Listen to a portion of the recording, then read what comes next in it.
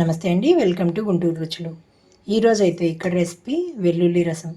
చూశారు కదా, ఒక్కటే టమాటోతో చాలా ఘాటుగా మంచి టేస్టీగా కూడా ఉంటుంది. ఇది వైట్ రైస్ కాంబినేషన్తోనూ ఇడ్లీ కాంబినేషన్తో కూడా సూపర్గా ఉంటుంది. మరి ఇంకెందుకు ఆలస్యం, కొద్దిపాటి వెల్లుల్లి మసాలాతో ఈ విధంగా ట్రై చేసి చూడండి.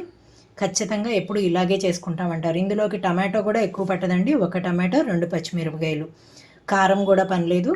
చాలా చాలా ఘాటుగా ఉంటుంది. అంతేకాదు మంచి నోటికి టేస్ట్గా కూడా ఉంటుంది. జలుబు జ్వరం ఉన్నప్పుడు కూడా మంచి రెమెడీగా పనిచేస్తుంది ఇది. మరి ఒకసారి అయితే ఈ విధంగా వెల్లుల్లితో ట్రై చేసి చూడండి. ఈరోజు అయితే ఇక్కడ వెల్లుల్లి రసం కోసం అండి నేను ఇందులోకి తీసుకున్న ఇంగ్రీడియంట్స్ అయితే టమాటో పెద్ద సైజుది ఒకటి, పచ్చిమిరపకాయలు 2, నిమ్మకాయ సైజు అంతా చింతపండు, అలాగే వెల్లుల్లి రెమ్మలు ఒక 10 వరకు, మిరియాలు ఒక 1/2 స్పూను, అలాగే జీలకర్ర ఒక 1/2 స్పూన్ వరకు, ధనియాలు వచ్చేసి 1 టేబుల్ స్పూన్ వరకు తీసుకున్నాను. ముందుగా వీటిని అయితే మీకు రోలు ఉంటే రోట్లో కొంచెంగా దంచుకోవచ్చండి. రోళ్ళు లేనప్పుడైతే మీకు చక్కగా మిక్సీ జార్లో వేసేసుకొని గ్రైండ్ చేసుకోండి. ఇందులోకి వెల్లుల్లి, అలాగే ధనియాలు, దీంతో పాటుగా మిరియాలు, జీలకర్ర కూడా వేసేసి గ్రైండ్ చేస్తున్నాను. రోట్లో దంచుకుంటే ఏంటంటే మీకు ముద్దలాగా వస్తుంది. చూడండి, పక్కన పెట్టేస్తున్నాను ఇది. ఇప్పుడు ఇక్కడైతే స్టవ్ ఆన్ చేసి పాన్ పెట్టుకున్నాను. ఇందులోకి ఆయిల్ తీసుకుంటున్నాను. నేను ఆయిల్ అయితే 2 టేబుల్ స్పూన్స్ వరకు తీసుకుంటున్నాను.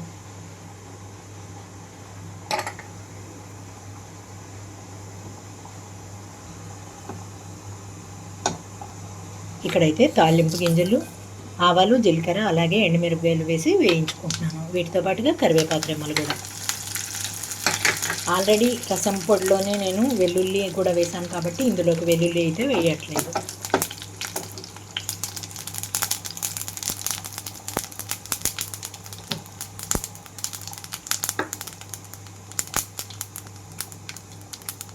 ఇక్కడ తాలింపు అంతా చిటపటమన్న తర్వాత పచ్చిమిరపకాయ ముక్కలు వేసేసుకుంటున్నాను, అలాగే టమాటా కూడా.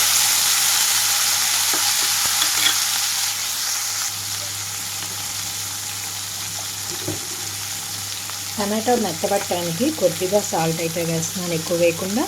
అలాగే ఇందులోనే కొంచెం పసుపు కూడా వేసేసుకుంటున్నానండి.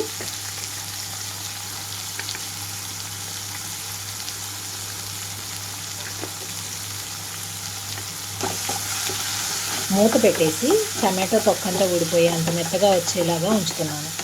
ఎక్కువసేపు పట్టదు, మీడియం ఫ్లేమ్లో ఉంచితే మనకి 3 నిమిషాల్లో అయిపోతుంది.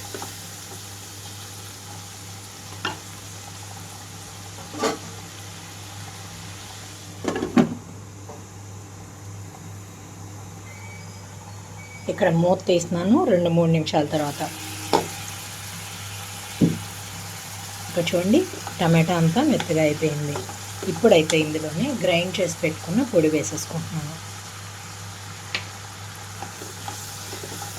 మనకి ఇంకా మిరియాల ఘాటు సరిపోతుంది, ఆల్రెడీ పచ్చిమిరపకాయలు ఉన్నాయండి. కారం అయితే అవసరమే లేదు. మీరు ఇంకా ఘాటుగా కావాలి అనుకుంటే కొంచెం కారం అయితే వేసుకోవచ్చు, కానీ ఎవరికి కూడా అవసరం ఉండదని అనుకుంటున్నాను. ఇప్పుడు ఇందులోకి చింతపండు పులుసు వేసేసుకుంటున్నాను. అలాగే కొంచెంగా మిక్సీ జార్లోకి వాటర్ తీసుకొని అవి కూడా ఇందులోకి వేస్తున్నాను. హై ఫ్లేమ్లో ఉంచి మరగనిస్తున్నాను. ఇక్కడ హై ఫ్లేమ్లోకి టర్న్ చేయబోయే ముందు ఇందులోకి రుచికి తగినట్లుగా సాల్ట్ కూడా వేసేసుకుంటున్నాను.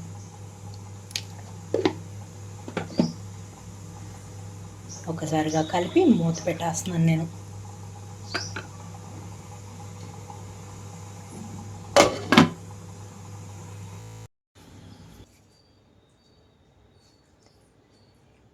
ఇక్కడైతే 10 నిమిషాల తర్వాత మూత తీస్తున్నాను.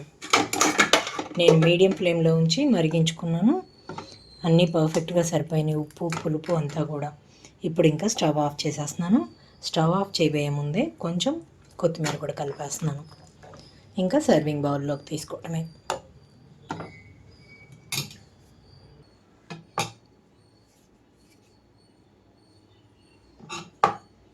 చూశారు కదా, వెల్లుల్లి రసం రెడీ అయిపోయింది.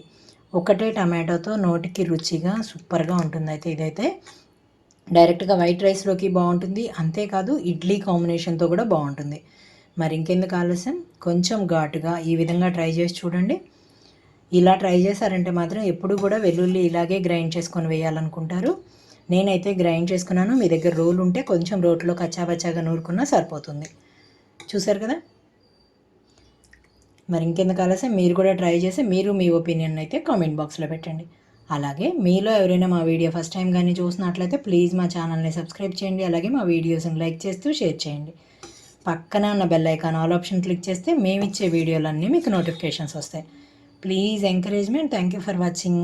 Thank you.